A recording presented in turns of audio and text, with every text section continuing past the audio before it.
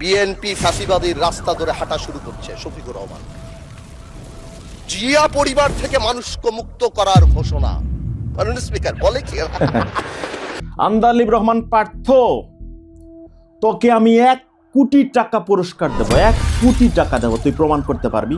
মিথ্যাবাদী শালা কোথাকার। সংসদের মতো পবিত্র জায়গায় দাঁড়িয়ে তুই মিথ্যা কথা বলছিস। কেন বলছিস সেটা জানি, কিন্তু মিথ্যা বলার আগে একটু ভাবলি না? তুই তো মরে যাবি একদিন, আমিও মরে যাব, কিন্তু তোর এই মিথ্যা বলার রেকর্ড পৃথিবীতে থেকে যাবে। কবরে বসে বসে গুণা গুনতে থাকবি, তাই না? তোর গুনায় জারিয়া তোর আমল নামায় মৃত্যুর পর গিয়ে জমা হতে থাকবে। এখন তোর হবে।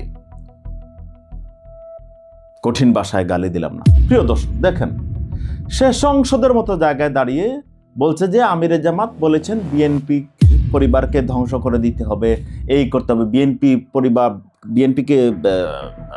পরিবার, বেগম জিয়ার পরিবার, এটাকে এর বিরুদ্ধে ওনারা বলেছেন ইত্যাদি ইত্যাদি। শুনলেন আপনারা? আমার প্রশ্ন হচ্ছে, আমিরে জামাতের মতো একজন ভদ্র মানুষ এবং যিনি এত সুন্দর করে কবিতার মতো কথা বলেন, তিনি তো দূরের কথা, বিএনপির বিরুদ্ধে জামাতের শিবিরের কেউই কথা বলে না। বিএনপির আকামের বিরুদ্ধে কথা বলে, অযুক্তির বিরুদ্ধে কথা বলে। কিন্তু দেখবেন, জামাতের শিবিরের যারাই কথা বলে তারা সবাই কিন্তু বেগম খালেদা জিয়াকে দেশনেত্রী, আপোষ নেত্রী ইত্যাদি বলে সম্মান করে, সম্বোধন করে। একসাথে থেকে তারা কাজ করেছেন। কিন্তু এই যে মিথ্যা কথা বলে পরিবেশকে অন্যদিকে ডাইভার্ট করতে চাচ্ছে আন্দালিব রহমান পার্থ, এটা তার দলের শেখানো শেখানো ভাষায় সে করে যাচ্ছে।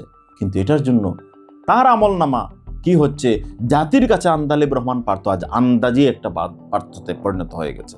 সুতরাং পার্থ তো নিজেই স্বীকার করেছে পরে যে আমিরে জামাত এটা বলেন নাই, এই সংসদে এসে বলেছে। সুতরাং এইরকম ফাজলামি যারা করে তাদের ভবিষ্যৎ হচ্ছে ওই যে গোলাম ময়লা রনির মতো। গোলাম ময়লা রনি যখন প্রথম পত্রিকায় কলাম লিখত, তার কোনো লেখা মিস করতাম না। সে সংসদে সুন্দর কথা বলতো, কিন্তু এইরকম পাকনাইম করতে গিয়া আজকে গোলাম মাওলা রনি থেকে গোলাম ময়লা রনি হয়ে গেছে। সুতরাং আন্দালিব রহমান পার্থ ভবিষ্যতে আন্দাজি রহমান পার্থ হইতে যাচ্ছে। সেইটা হচ্ছে যদি সেনা ফিরে আসে, এরকম কাজ থাকে। আচ্ছা, বিএনপি এবং আন্দাজি রহমান পার্থ আপনার কি ভালো কিছু করতে পারেন না?